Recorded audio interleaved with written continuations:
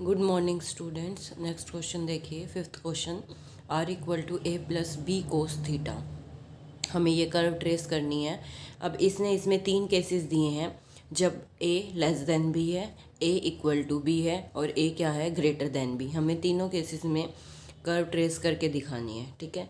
तो हम जो सेकंड केस है वो आप लोग खुद करेंगे, क्योंकि अगर ए इक्वल टू बी हो गया तो ये कर्व की इक्वेशन इसी टाइप की आ जाएगी जैसा थर्ड क्वेश्चन है, और इस टाइप के क्वेश्चन मैं आपको करा चुकी हूँ, ठीक है। तो सेकंड पार्ट आप लोग खुद करेंगे, फर्स्ट और थर्ड पार्ट मैं करा रही हूँ। पहले हम थर्ड पार्ट कर रहे हैं, जब हमारे पास ए क्या है, ग्रेटर देन बी है, ठीक है। हमें इसके लिए क्या करेंगे, वही 6 पॉइंट डिस्कस करेंगे।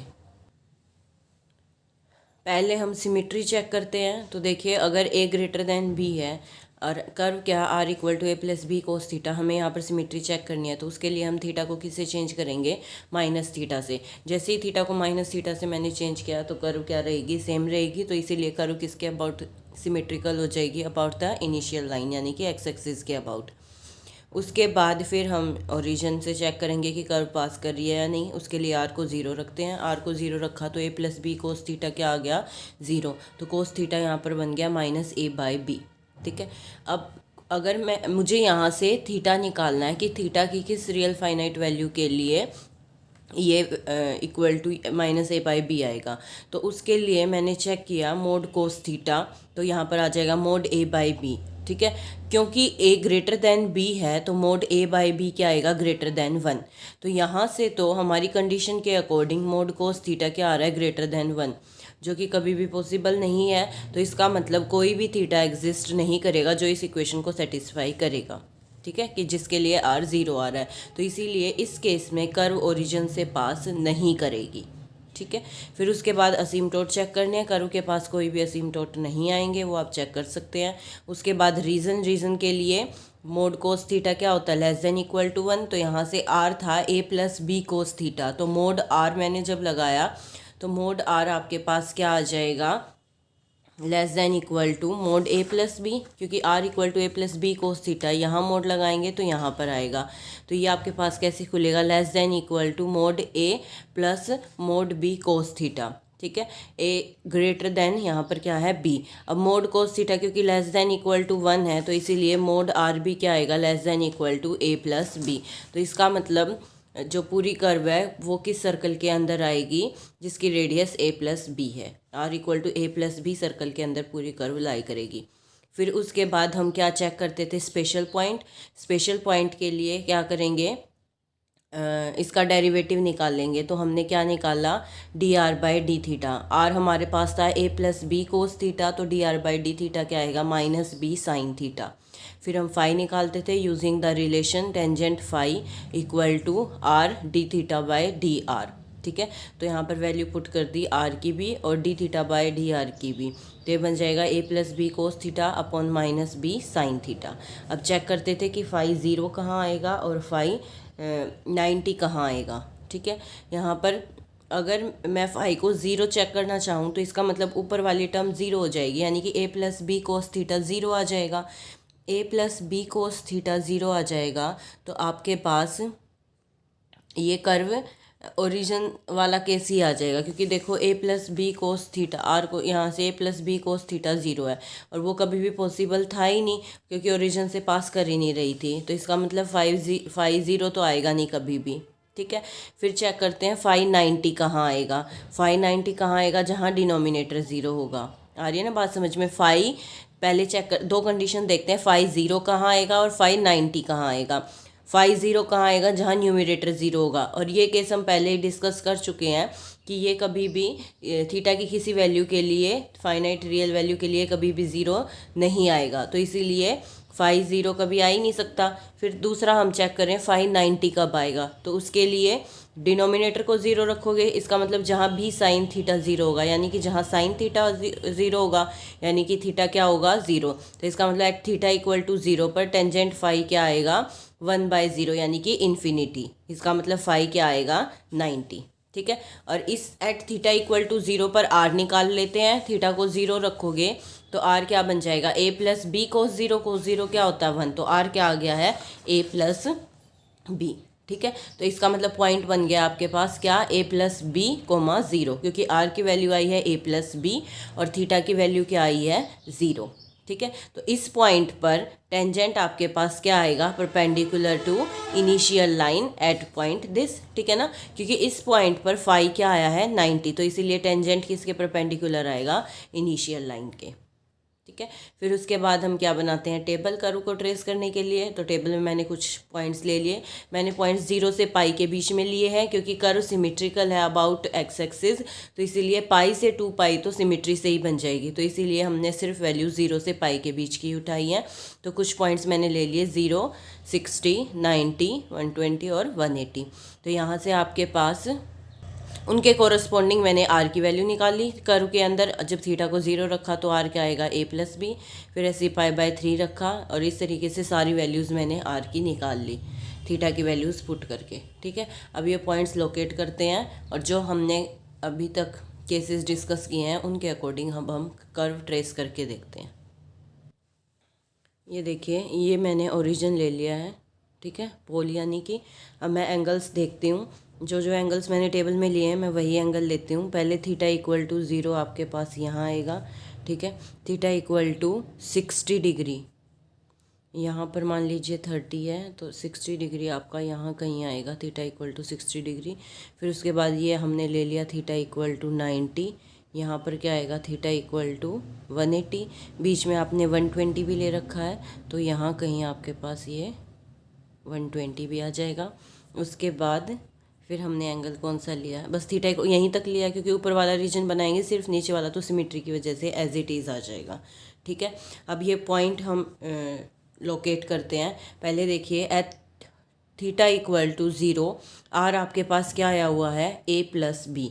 ठीक है, थीटा इक्वल टू 0 ये लाइन है आपके पास। तो डिस्टेंस मैंने ले लिया ए प्लस बी। मान लीजिए मैंने ए प्लस बी यहाँ कहीं ले लिया, क्योंकि ए और बी की एग्जैक्ट वैल्यू तो हमें पता ही नहीं, तो हमने कंसीडर कर लिया कि ए प्लस बी मेरा यहाँ आएगा। तो इसका मतलब ये पॉइंट आपके पास क्या बन गया, आर तो यहाँ क्या है, ए प्लस बी, और थीटा क्या है, 0। तो ये पॉइंट क्या बन गया, आप कोऑर्डिनेट कैसे लिखते हो, आर कोमा थीटा, तो ये पॉइंट बन जाएगा ए प्लस बी कोमा 0। ठीक है। फिर उसके बाद नेक्स्ट पॉइंट लोकेट करते हैं। पाई बाय 3 पर वैल्यू क्या है, ए प्लस बी बाय 2। तो ए प्लस बी बाय 2, इससे थोड़ी सी छोटी रखेंगे वैल्यू। तो यहाँ कहीं मैंने पॉइंट ले लिया जहाँ पर वैल्यू आएगी ए प्लस बी बाय 2। ठीक है। फिर पाई बाय 2 पर वैल्यू क्या है, ए। पाई बाय 2 पर, पाई बाय 2 ये है आपका, इस पर वैल्यू क्या आएगी, ए। तो हमने ये वैल्यू ले ली ए। ठीक है। आपको ये वैल्यूज़ आईडीए से ही लोकेट करनी पड़ेंगी, क्योंकि ए और बी की एग्जैक्ट वैल्यू हमें नहीं पता। तो ए प्लस बी थोड़ा बड़ा होगा, ए प्लस बी बाई 2 से थोड़ा छोटा होगा ए, क्योंकि ए में कुछ ऐड हो रहा है ना यहाँ, ये तो ये थोड़ा बड़ा होगा, ए थोड़ा और छोटा होगा। इसका मतलब कर्व डिक्रीज़ होती जा रही है आपके पास। ठीक है।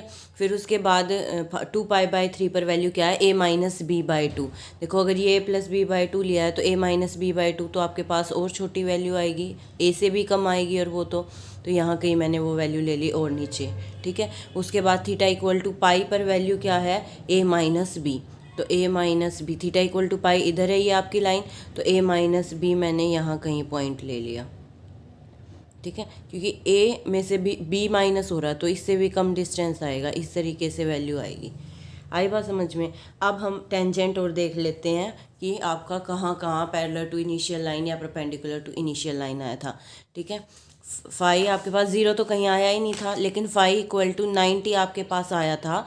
कहाँ पर, at point A plus B comma 0 पर। ये स्पेशल पॉइंट्स आपने देखा था, टेंजेंट परपेंडिकुलर है इनिशियल लाइन के। तो इस पॉइंट पर जो टेंजेंट आएगा आपके पास वो इस तरीके से आएगा, मतलब कर्व जो है यहाँ से इस तरीके से पास होएगी, इसको टच करती हुई। ठीक है ना। अब और तो आपने स्पेशल पॉइंट में डिस्कस कर ही चुके हो, सिमेट्री मैंने बता दी, इसीलिए हमने 0 टू पाई टेबल सिर्फ बनाई है। ओरिजिन से कर्व पास कर ही नहीं रही थी। ठीक है। फिर असिम्प्टोट इसका कोई है नहीं। Reason R equal to A plus B, maximum value यही आई है, तो इसी सर्कल के अंदर आपके पास पूरी कर्व लाई करेगी। स्पेशल पॉइंट से हमने देख लिया कि यहाँ पर टेंजेंट परपेंडिकुलर आएगा इनिशियल लाइन के, सॉरी। तो उसके बाद अब हम क्या करेंगे, इन पॉइंट्स को मिलाते हैं। ये पॉइंट क्या है, a+b, 0। ये पॉइंट यहाँ पर क्या आपका r कितना आया था, a, और एंगल क्या है π/2। अगर आप बताना चाहो तो इस तरीके से बता सकते हो। ये पॉइंट क्या आएगा, a-b, पाई। ठीक है, तो अब मैं ये जो डॉटेड पॉइंट्स हैं इनको मिला देती हूँ, और यहाँ से मैं कर्व की शेप आपको बता ही चुकी हूँ। तो आपके पास इन पॉइंट्स को मिलाएंगे जब हम,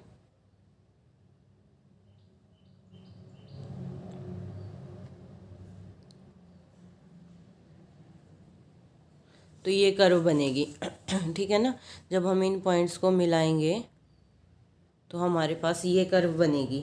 अब सिमेट्री से एज इट इज़ नीचे की तरफ बना दीजिए, क्योंकि एक्स एक्सिस के अबाउट कर्व सिमेट्रिक है। तो इस तरीके से इन पॉइंट्स को मिला दीजिए,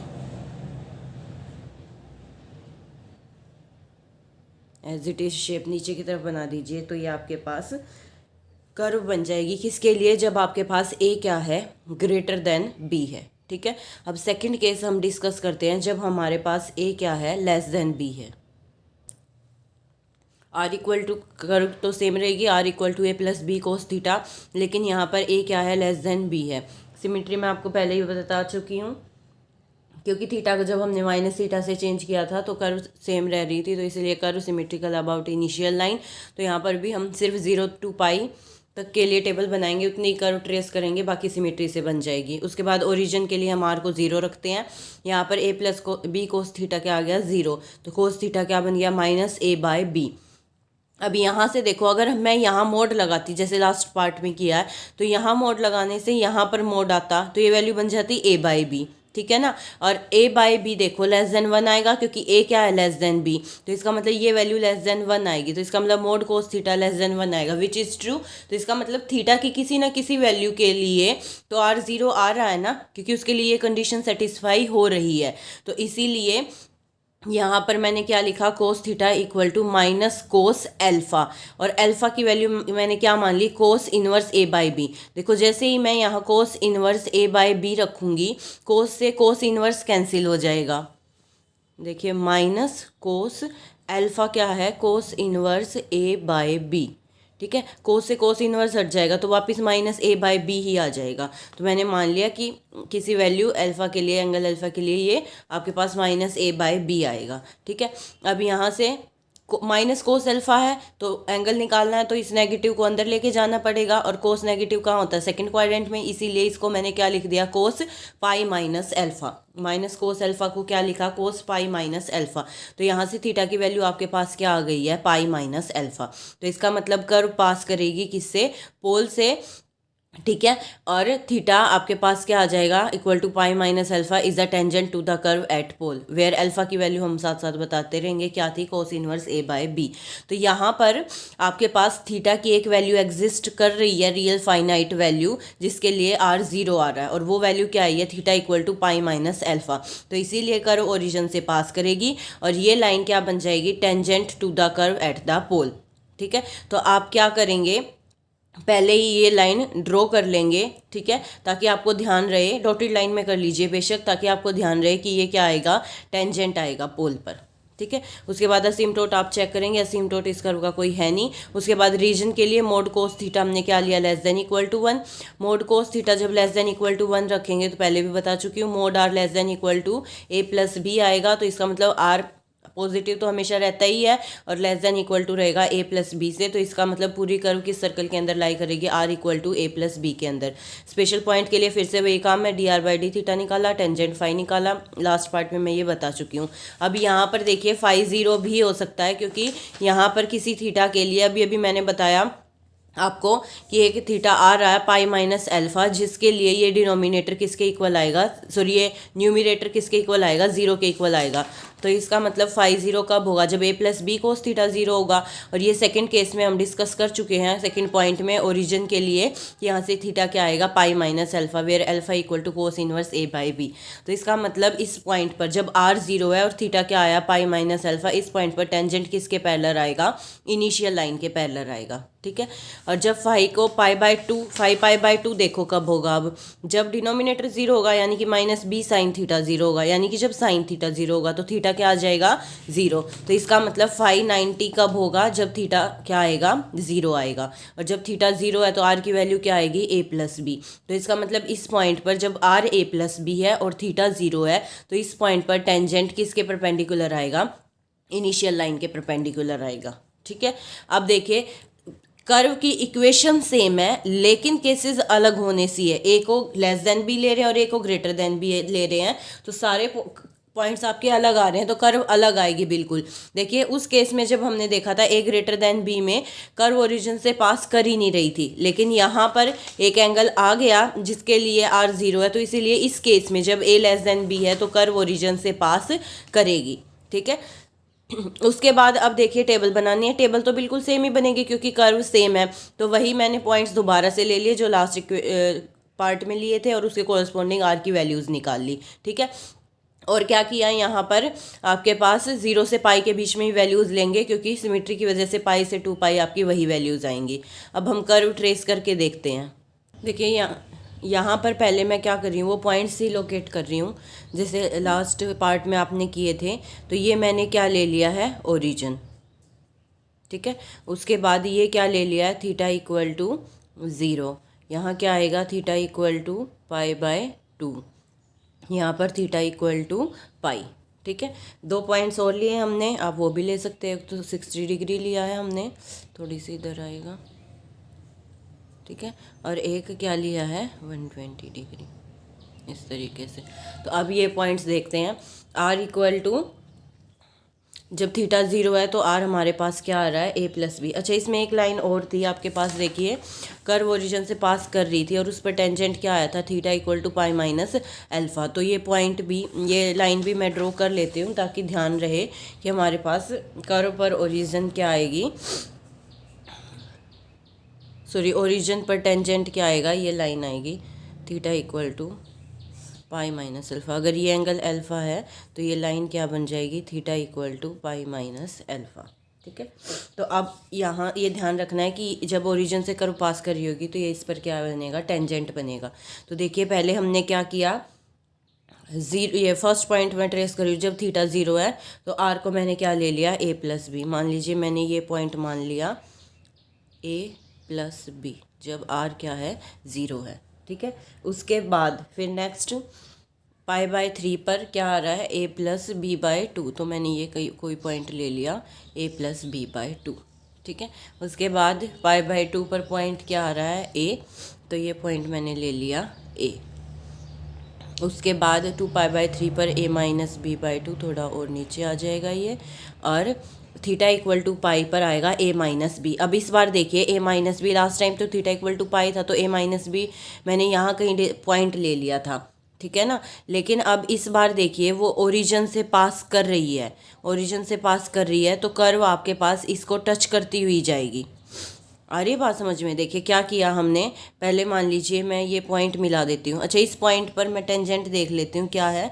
इस पॉइंट पर टेंजेंट आपके पास क्या है, परपेंडिकुलर टू इनिशियल लाइन, जैसे लास्ट का पार्ट में था। तो यहाँ पर तो इसी तरीके से tangent perpendicular to initial line आएगा तो कर्व इसी तरीके से पास करेगी यहाँ पर। तो ठीक है, फिर मैंने क्या किया, ये सारे पॉइंट्स को मिला लिया, इतना कर लिया। अब इससे आगे देखिए ये केस अलग हो गया है। अब क्योंकि इस केस में ये लाइन ओरिजिन से पास करेगी, ये कर्व ओरिजिन से पास करेगी और जिस पर ये टेंजेंट रहेगा तो इसका मतलब ये इस तरीके से ओरिजिन से पास करती हुई जाएगी और ये लाइन इस पर क्या रहेगी, टेंजेंट रहेगी। आई बात समझ में। ठीक है, तो अब यहाँ पर आपके पास ये क्योंकि नीचे की तरफ जाएगी तो इसका मतलब ये वापस ऊपर थोड़ी आ सकती है, तो इसका मतलब कर्व इस बार यहाँ थोड़ी आएगी आपके पास। तो इसका मतलब कर्व जब थीटा इक्वल टू पाई लोगे तो a-b डिस्टेंस मान लीजिए यहाँ कहीं आएगा। तो a-b मैंने मान लीजिए ये डिस्टेंस ले लिया a-b कोमा पाई। इसमें आपको ये नहीं देखना कि a लेस देन b है तो a-b नेगेटिव हो जाएगा तो इस साइड जाएगा एक्सिस के, नहीं, ये r की वैल्यू है, r तो हमेशा पॉजिटिव ही रहता है। ठीक है, तो इसका मतलब ये डिस्टेंस है आपका एक तरीके से, जब थीटा इक्वल टू पाई ले रहे हो तो ये क्या आपके पास डिस्टेंस है a-b। और इस बार ये डिस्टेंस आपका इस साइड आ गया है क्योंकि आपके पास कर्व ओरिजिन से पास करिए और ये लाइन उस पर टेंजेंट है। ठीक है, तो इसका मतलब कर्व आपके पास कैसे जाएगी, इस तरीके से जाएगी। ऐसे बनेगी। ठीक है, अब a माइनस बी कोमा पाई, इस पॉइंट पर भी आप कर्व का बिहेवियर बता दीजिए। जब थीटा को आप पाई लोगे तो थीटा इक्वल टू पाई पर भी ये वैल्यू क्या आएगी, ज़ीरो ही आएगी। थीटा इक्वल टू पाई पर साइन पाई क्या होता है, ज़ीरो, तो वहाँ पर भी फाई क्या बनेगा, 90 बनेगा। ठीक है, तो थीटा इक्वल टू ज़ीरो के साथ आप थीटा इक्वल टू पाई भी डाल सकते हो कि इस पॉइंट पर भी टेंजेंट क्या आएगा, परपेंडिकुलर टू इनिशियल लाइन आएगा। तो इसीलिए कर्व यहाँ पर भी इस तरीके से पास करेगी। आई बात समझ में? ठीक है, तो इसीलिए यहाँ पर कर्व इस तरीके से आएगी। अब आप सिमेट्री से बना दीजिए। जैसी कर्व अब ये आई है बिल्कुल एज इट इज़ इसकी मिरर इमेज बना दीजिए, क्योंकि curve symmetrical about x axis. तो पहले ये बना रही हूँ मैं सिमेट्री से, इस तरीके से आएगी, और फिर बिल्कुल एज इट इज़ कर्व आप ये बना दीजिए। तो ये आपके पास कर्व बनेगी जब ए क्या है, लेस देन बी।